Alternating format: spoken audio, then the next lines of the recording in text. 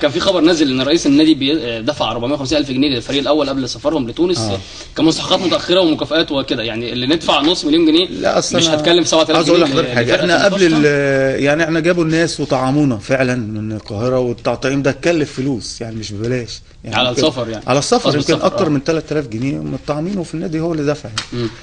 وعاوز اقول لك ان في دعوه تانية برضو من نيجيريا، في دوره تانية في 5/6 ان شاء الله، يمكن كابتن محمد معاطي برضو بيدرس الموضوع ده، وبس يعني قلنا لهم لو في حاجه يبقى تبعتوا لنا التفاصيل من بدري من بدري بقى شويه. طيب يعني هو برضو كابتن محمد لا كان خايف على برضو اللعيبه صغيرين برضو ان هو ممكن يروحوا تحصل مشاكل هناك، هيتصرف ازاي برضو هناك. يعني حبينا نوضح النقطه دي لان طلع كلام كتير جدا ان الموضوع خاص وحصري بموضوع ال 7,000 جنيه، فحبينا التوضيح من حضرتك لان هي لو كانت مشكله دي بس كانت لا فكره حاجه مش كويسه خالص يعني. لا. طيب كابتن ايمن منورنا، وهرجع لكابتن حسين وعايز اتكلم بقى عن التحكيم.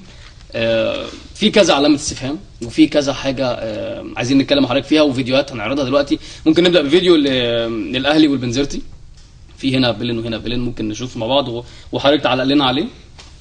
مش مشاكل. محمد نجيب وفرصه اهلاويه وهجمه اهلاويه، لكن على طول ادي ضربه جزاء بوشعيب الاحرش ومعاها ركله جزاء سليمه، وركله جزاء سليمه وانذار صحيح. عرقله تمام واضحه يعني. اهي شايفها، ساب اللعبه، خد رجليه الثابته. تمام، خد رجليه الثابته. ركله جزاء سليمه وانذار صحيح، وانذار مستحق. وانذار مستحق. دي يعني دي صريحه واضحه غير الحاجات اللي كان فيها كلام لا دي واضحه. شوف معلق رجليه ازاي طبعا. يعني ركله جزاء واضحه وهدف سليم. تسببت في هدف كمان كويس. هو حارس المرمى بيتحرك، من حقه يتحرك على الخط، لكن الكره راحت في مكان وحارس المرمى راح في مكان. هدف سليم تمام لمحمد بركات. جميل. من ركله جزاء سليم. طيب كابتن حسين، كمان في كذا حاجه تمت عليها الفتره الاخيره، يمكن من ضمنهم بتاعه الماتش بتاعنا احنا واتحاد العاصمه هنا في الاسماعيلي واتحاد العاصمه في العوده، ضربات الجزاء، تمام. الكره اللي طلع فيها صبحي بدري واتحسبت لا معاده ودخل فينا جون، القصه دي. هو انا عايز احضرك على حاجه، يعني حارس المرمى ما يتحركش للامام. الاتحاد الدولي لما عمل تعديلات بخصوص حراس المرمى ما يتحركش للامام، لكن اداله حريه انه يتحرك على خط المرمى يمين او شمال. يعني يبدا الاول ثابت لغايه لما يشوف اللعيب اللي هيلعب ركله الجزاء قدامه معرفه شخصيه يعرفه، والحكم يبدا يصفر. حارس المرمى ممكن يتحرك يمين او شمال على الخط المرمى، لكن ما يتقدمش للامام. لو اتحرك للامام واللعيب شاطها وطلعت بره بتعاد، ده قانون. لو الكوره دخل الجول وفي لعيب من صاحب الركله اللي بيلعب دخل بتعاد. لو في الحالتين سواء طلعت بره او دخلت جوه وفي 2 لعيبه، واحد زميل حارس المرمى واحد زميل راكلها ركله الجزاء، في الحالتين بتعاد. فالاعاده طبقا للقانون. يعني اللي حصل ده كان قانون صح. لا قانون صح. طيب خلينا نشوف ركله جزاء برضو للفريق البنزرتي برضو مع الاهلي.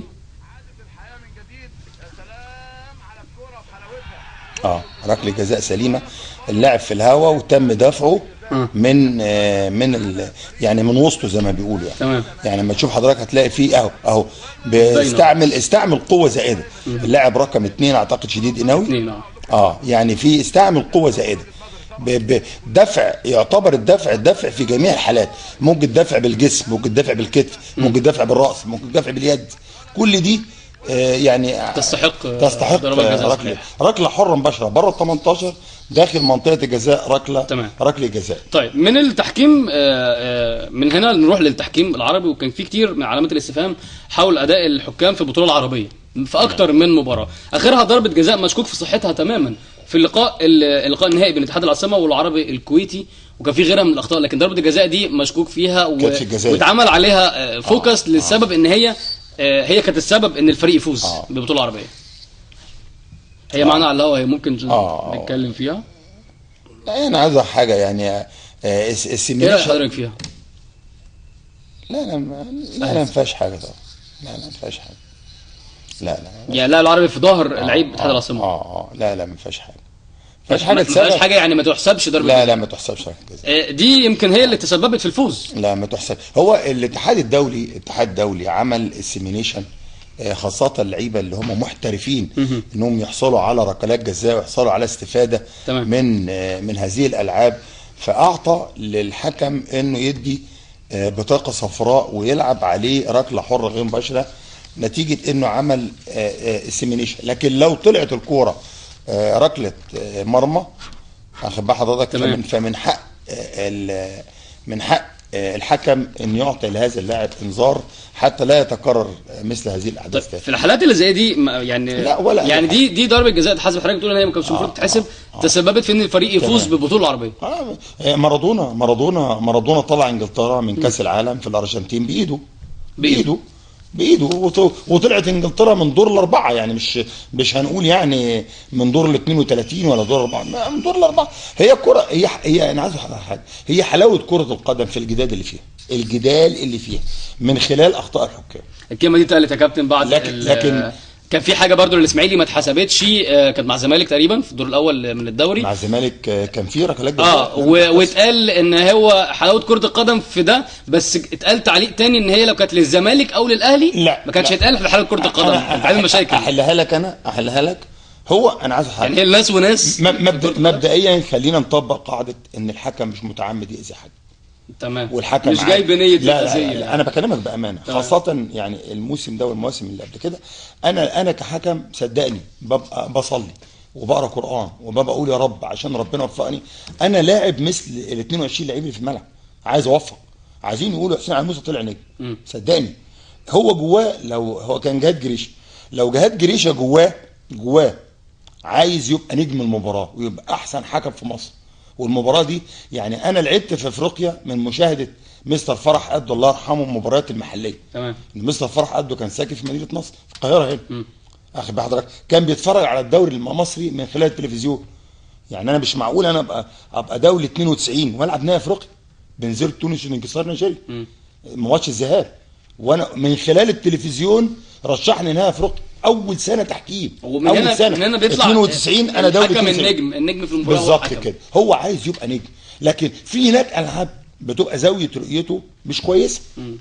زي اللي حصل في الزمالك وقال انا زي اللي شفتها حصل في الاعاده بالظبط. عرفت ان هو لما يروح يعني انا اقول لحضرتك على حاجه، انا بقول على الهوا اهو. انا لعبت مره الاهلي وكروم في كاس مصر دور الثمانيه. الاهلي كسبان 2-1، فاللعيب فيليكس بيعدي، فانا ببص كده لقيت فيه لعيب حاجب الرؤيه عندي، لقيت الاستاد كله زجير، يعني اصوات غريبه كده، في حاجه غير طبيعيه. ما شفتهاش. طبعا انا قلت يعني هصفر على حاجه مش شايفها وهدي، والاهلي كسبان خلاص. الماتش انتهى، اول حاجه في البيت قالوا لي عليها، قالوا لي خليه بنات. حتى الاسماعيلاويه اللي هم يعني كان دايما ما بيحبوش ان احد يحسب بنات الاهلي، كانوا قالوا في الشارع كابتن بيلانت والله بس احنا يا كابتن كنت حسبتها، احنا مش عايزين حد يهاجمك، احنا من باب اللي احنا مش عايزين حد فمن هنا ممكن تحصل الاخطاء. وارد لكن هو اصلا جهاد جريشه لا يتعمد الخطا ولا اي حكم يتعمد. وطلع بعدها قال بالظبط كده، هو عايز يوفق. تمام. لكن خطا حصل. بكره ان شاء الله كابتن ايمن هيلعب الاسماعيلي الساعه 5 مع فريق بنزرتي. خلينا نتكلم عن قائمه الفريق بكره. في حراسه المرمى محمد صبحي، محمد عواد، محمود شكري. الدفاع محمود حمد، سامح عبد الفضيل، ايمن المحمدي، عبد الحميد سامي، احمد مودي وشريف رجب. والوسط حمص وخيري وعمر جمال ومحمد شريف ومحمود متولي وابراهيم حسن. وفي الهجوم احمد علي وجودوين وعصام علي وجون انطوي ومحمد حامد ميدو. يعني مبدئيا ايه راي حضرتك في مستوى فريق بنزرتي وماتشه مع الاهلي كان عامل ازاي، وتتوقع له ايه بكره معانا؟ والله فريق بنزرتي برضو فرقه من الفرق كويسه طبعا، بتعتمد برضو على السرعه وفي الاداء. شفناهم في ماتش الاهلي، برضو الاهلي يعني كسب بصعوبه يعني، بس اللي مطمنا برضو في حوالي 3 لعيبه بكره اساسيين بيغيبوا من فرقه يوسف امبيجي لاعب الوسط ده اصابه، والظهير الايمن حمزه المسلوسي بعد ما حصل على الانذار الثاني ضد حق الاهلي بقى. الانذار الثاني الاهلي، وكمان محمد المهذبي برضو 3 مهمين جدا طبعا، هيأثروا معاهم طبعا، هيفرقوا طبعا هيفرقوا مع، رغم ان احنا برضو يعني في برضو عندنا ناقص كتير في الفرقه، برضو في ناس مصابه، يمكن احنا عارفين يمكن حمص ومودي مسافرين وفيها اصابات، يعني متهيألي ممكن ما يلعبوش يشتركوا. بس الحمد لله اللي مطمن اللي فات اسماعيلي ابتدى الماتش اللي فات يفوق يستعيد شويه. الحمد لله يعني. طبعا احنا عاوزين برضو ما نقولش عشان نفوق عشان كابتن محمد وهبه، طبعا كابتن محمد وهبه مشفقين عليك كابتن محمد وكابتن محمد والله. صلاح وكابتن احمد فكري والمجموعه كلها، طبعا ربنا يوفقهم ان شاء الله. إن شاء ما الله. ننكرش برضو كابتن صبري وكابتن اشرف، كابتن عملوا عملوا مجهود برضو كبير. مجهود كبير طبعا مع الفرقه عشان ما ننكرش يعني. لكن الفرقه اللي فاتت شفنا برضو منظر للفرقه بصراحه. الشوط الثاني برضو طمنتنا شويه وطمنت اللي في فرق الناس في اسماعيليه معنوياتنا، كتير يعني بصراحه. فرق معانا في ماتش بكره طبعا معنوياً؟ هتفرق كتير جدا، هتفرق كتير جدا يعني. انا كنت بتفرج على الماتش والشوط الاول لما خلص 1-1 قلقنا كلنا برضو، طالعين ماتش مهم وبتاع، لكن النتيجه بتاعت الشوط الثاني بتاعت المباراه والاداء، ما بنتكلمش حتى غير النتيجه، الاداء ابتدينا كره النادي الاسماعيلي ابتدت تظهر شويه، وابتدينا غير الجوان ضيعنا جوان كتير، وطمنا على اللعيبه، واللعيبه الناشئين ابتدوا يكتسبوا ثقه وبقوا تقال في الملعب يعني. حماد وشريف ومتولي يعني خبره بقى من الناس اللي ابتدينا احتكاك ولعب مع يعتمد منتخب عليهم. ابتدى يعتمد عليهم. فان شاء الله ربنا يوفقهم بكره، وان شاء الله